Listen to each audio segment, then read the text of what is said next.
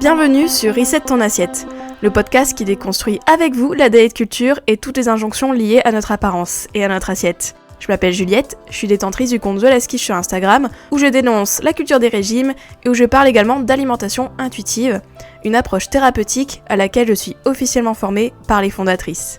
Je suis ravie de vous avoir sur mon podcast et je vous souhaite une très bonne écoute. Bonjour et bienvenue dans ce nouvel épisode de Reset ton assiette. Alors aujourd'hui, on va parler de la culture des régimes et du capitalisme. Alors le capitalisme, dit comme ça, bien sûr, ça a l'air très pompeux, on dit ok, pourquoi tu vas nous parler de ça Juliette ? Parce que je trouve qu'on peut pas déconstruire la culture des régimes sans l'associer au capitalisme et sans comprendre toute la logique mercantile, on va dire, donc vraiment portée sur la thune de la culture des régimes, mais aussi tout ce qu'elle nous met dans la tête qui est directement issu du capitalisme et de notre société capitaliste. Alors le capitalisme en soi, c'est un système économique en fait tout simplement, qui est caractérisé par le fait d'accumuler des capitaux et donc de rechercher du profit. Et ça on le sait, les régimes etc, c'est quand même quelque chose de très profitable, faut le dire, ça représente quand même des grandes industries etc. Et donc j'aimerais dans cet épisode un peu parler de tout ça, parler de à quel point la culture des régimes, elle sert le capitalisme, à quel point c'est une extension du capitalisme et en quoi en fait on reproduit un peu le capitalisme mais par rapport à notre propre corps, par rapport à notre propre alimentation etc. Donc voilà, j'avais envie un peu de creuser tout ça avec vous, tout ce côté sociologique, etc. Pas juste pour vous faire un cours chiant et boring, etc. On s'en fout, mais surtout pour que vous puissiez comprendre plein de choses et que vous repartez de cet épisode avec des clés et même des réflexions en fait peut-être sur la société, comment elle est organisée et au final comment ça se répercute sur notre rapport au corps et notre rapport à l'alimentation. Voilà, eh bien on va creuser tout ça, c'est parti.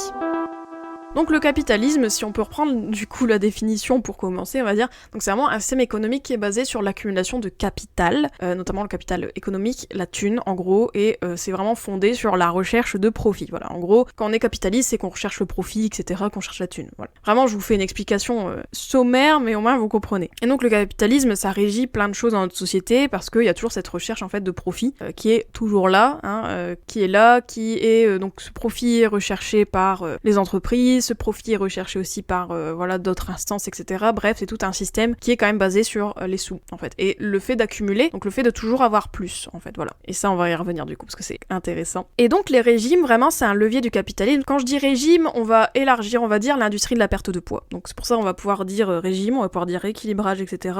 On va pouvoir dire aussi tout ce qui est complément alimentaire, tout ce qui est moyen de perdre du poids, etc. Tout ça, ça représente une somme folle, c'est des milliards, voire des billions, vraiment, chaque année, ça brasse beaucoup de thunes. Et pareil pour l'industrie de la beauté, parce qu'il y a toute l'industrie de la perte de poids, mais aussi l'industrie de la beauté qui est adjacente. Après, il y a aussi l'industrie du fitness, par exemple. Tout ça aussi, ça nourrit la culture des régimes. Parce que ça nourrit la culture des régimes, puisque ça nourrit toujours cet idéal de minceur, cette recherche de la minceur, etc. Et ces industries-là, faut savoir que, donc, elles brassent beaucoup de sous sur la misère des gens, parce que, donc, le capitalisme, c'est aussi ça, d'une certaine manière, qui a instauré l'idéal de minceur, même si là, je fais un gros raccourci. Mais en gros, la minceur, par exemple, la recherche de la minceur, c'est inhérent à notre société parce qu'il y a la culture des régimes, mais du coup, derrière, il y a tout un business parce que on sait très bien que les gens, pour rechercher cette minceur, ils sont prêts à tout. Ils sont prêts à donner leurs sous, ils sont prêts à hypothéquer leur maison, etc., etc. Et donc, en plus de ça, la minceur, comme on le voit d'ailleurs avec la culture des régimes, je vous invite à écouter mes épisodes sur la culture des régimes, notamment les tout premiers, où j'explique un peu bien les choses, etc. Là, je vous fais vraiment des raccourcis aussi, parce que sinon, on va y passer 3 ans. La culture des régimes, elle vous vend un bonheur, en fait. À chaque fois, elle vous dit, écoute, tu veux être heureux dans ta vie, il faut que tu sois mince. Il faut que tu mincisses pour être heureuse, tu verras, ça ira mieux, etc., etc. Si t'as pas confiance en toi, c'est parce que t'es pas mince, etc., etc. Et donc la culture des régimes, elle nous promet ça, elle nous promet ce bonheur en recherchant la minceur. Et forcément pour rechercher la minceur, qu'est-ce qu'on fait ? On prend une solution que la culture des régimes vend, c'est-à-dire les régimes. Les régimes vraiment c'est la solution en face d'un problème, quoi. En fait, si vous voulez, toutes les logiques un peu capitalistes, etc., qui est du coup basée sur la recherche de profit, le but c'est, tu as un besoin, je te vends une solution. Tu as un problème, je te vends une solution. Bon, ça c'est la base un peu de tout marché, etc. Mais là, pour le coup, la culture des régimes, c'est vraiment, tu as un problème, c'est-à-dire tu veux être mince, je te vends des régimes, je te vends de la perte de poids. Et si on poursuit le truc, c'est en fait, c'est comme si on nous disait, achète ça et tu seras plus heureuse. En gros, le raccourci, parce que la minceur, si vous voulez, c'est une étape pour peut-être un meilleur bonheur selon la culture des régimes. Après, si ça vous intéresse les logiques marketing un peu des régimes en tant que tels, dans leur discours, etc., je vous invite à écouter l'épisode que j'avais fait sur ça, le marketing des régimes, qui est assez intéressant, mais bon bref. En fait, la culture des régimes, elle est donc très capitaliste, puisque le but de la culture des régimes, c'est se faire du profit, en fait, c'est ça. Si vous voulez, c'est pas qu'on dit aux gens, croyez que la minceur c'est mieux, et c'est tout. Non, c'est croyez que la minceur c'est mieux, et achetez des choses pour y arriver, en fait, c'est surtout ça. Il y a toujours une logique de sous derrière les choses, enfin voilà, ça, je pense que je vous apprends rien. Mais donc, c'est très intéressant de voir à quel point, au final, on essaie toujours de nous vendre des choses. Et donc, les régimes, c'est ni plus ni moins que ça. Et quand je dis régime, c'est l'industrie de la perte de poids en général. Ça nous vend des choses, le but, c'est de se faire des sous. Voilà, vraiment. Et ce qui est aussi pernicieux avec la culture des régimes et donc le capitalisme, c'est qu'en fait, la société a créé des problèmes en nous disant, être gros, c'est pas bien, c'est un problème. Être pas mince, c'est pas bien, c'est un problème. Tu n'es pas beau, c'est un problème, etc. Et donc, ça nous crée des problèmes, ça nous crée des insécurités, avec les standards de beauté, ça je veux pas vous le rapprendre aussi, mais dans la société, il y a tous ces standards de beauté auxquels on veut se conformer parce que c'est très humain, en fait, de vouloir se conformer à des standards. Et donc, on est prêt à mettre des sous dans tout ça, à investir, etc. Et donc on achète, en fait. Et là, du coup, la culture des régimes et donc toute la logique capitaliste derrière se frottent les mains parce qu'ils se disent, ok, en fait, les gars, on les a bernés parce qu'on a créé un problème, voilà, un faux problème, en fait. Ton apparence, c'est un problème. Et derrière, on a dit, ok, il y a ce problème-là, mais vous en faites pas. On a une solution. C'est comme si vous avez inventé un problème pour vendre. C'est typiquement, je sais pas si vous avez écouté mon épisode sur la cellulite. C'est pareil, en fait. La cellulite, à la base, c'est rien du tout, c'est juste un truc naturel du corps. Et d'un coup, pouf, on l'a épinglé, on en a fait un problème, et bam, qu'est-ce qu'on a fait ? On a vendu des produits pour enlever la cellulite. Voilà, donc c'est vraiment ça la logique capitaliste derrière les régimes, les rééquilibrages alimentaires, toutes les industries de la perte de poids, de la beauté, du fitness, etc. C'est on vous crée un problème, on vous vend une solution, et cette solution, bien sûr, elle est super, elle est sans faute, etc., etc., et que toi, t'as que à acheter, appliquer, et pouf, ta vie va changer. Mais bien sûr, c'est plus compliqué que ça. Donc là, ce que je voulais vous dire déjà pour commencer, c'est vraiment que voilà, il y a cette logique de sous, il y a cette logique de problème-solution, et donc cette solution, elle permet de faire des milliards, des billiards chaque année, quoi, pour ces industries-là.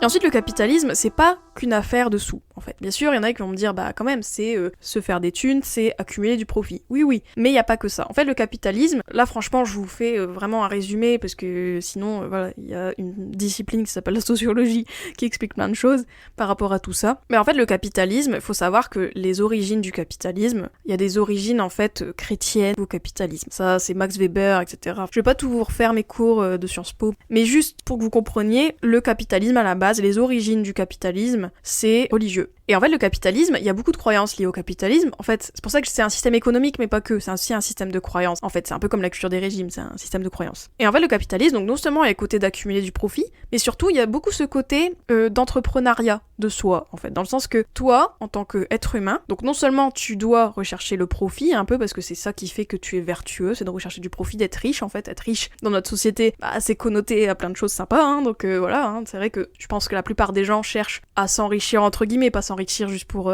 s'asseoir sur une masse de billets, mais juste voilà, pour subvenir à ses besoins, bref, quand même d'avoir plus de sous, quoi, à gagner, plus, parce que c'est ce qu'on nous vend, en fait. Après, bien sûr, on peut refuser d'être dans cette logique-là, mais quand même, il y a cette pression quand même à faire plus, et ce côté de faire plus, c'est pas seulement gagner plus de sous, mais c'est aussi faire mieux, être le meilleur, etc., etc. Et donc ça, c'est le capitalisme aussi. Et donc le capitalisme te dit, donc il faut que tu cherches à faire des thunes, il faut que tu cherches à t'améliorer, etc.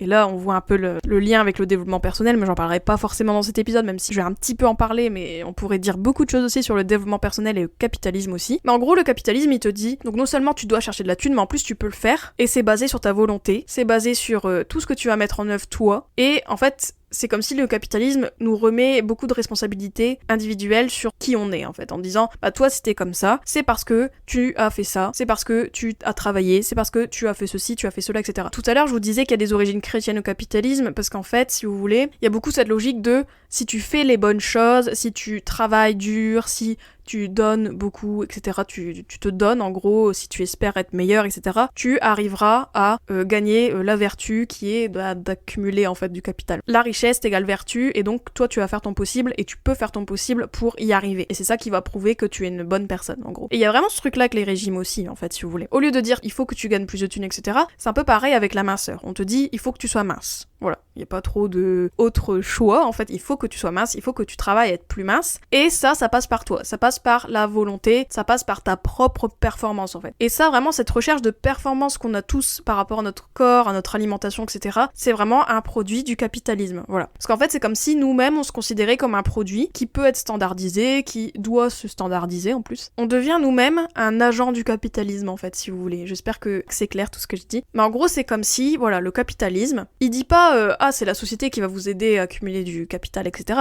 Le capitalisme, en tant que tel, te dit plutôt, toi, tu vas faire des choses pour avoir des thunes, avoir ceci, avoir cela, etc. Et si tu n'as pas ceci ou tu n'as pas cela, si tu n'as pas de sous, etc., c'est un peu de ta faute, en gros. Donc là, vraiment, je fais un gros résumé. Et je sais pas si ça vous frappe quand même, mais la culture des régimes, c'est beaucoup ça. C'est beaucoup, on vous vend un idéal de minceur, voilà, en disant tu dois être plus mince, etc.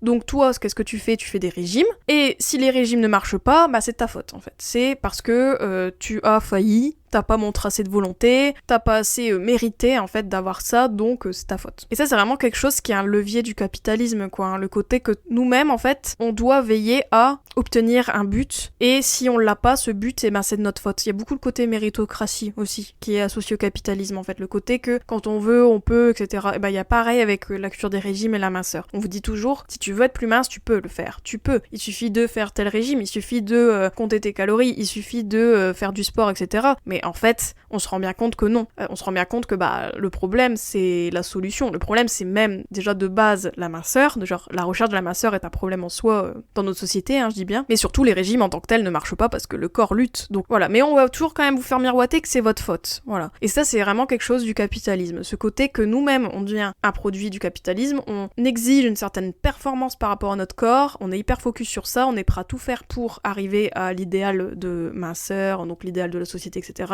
Et si on n'y arrive pas, on se blâme nous-mêmes, et c'est comme ça aussi qu'on rachète des choses, parce que si la société était honnête, elle dirait, bah en fait, oui c'est vrai, les régimes ne marchent pas, donc voilà, tant pis. Bah là, on sait très bien que la société c'est pas comme ça, c'est, tu n'as pas réussi à perdre du poids, ok, bon peut-être c'est toi en fait le problème, parce qu'au final les régimes ça ne marche pas, mais les rééquilibrages si, etc. Et donc il y a toujours quand même ce présupposé que si tu n'arrives pas à être mince, c'est ta faute, et que c'est ta volonté qui a failli, et qu'en fait si tu voulais plus être mince, eh ben tu serais mince, voilà. Donc ça c'est vraiment quelque chose de très lié au capitalisme, ce côté performance aussi, lié à la minceur, le côté que la minceur aussi, montrer un corps mince, c'est un signe extérieur de richesse, c'est un signe extérieur de vertu, etc. Et donc on doit faire en sorte de y adhérer. Et ça aussi c'est une logique capitaliste, voilà.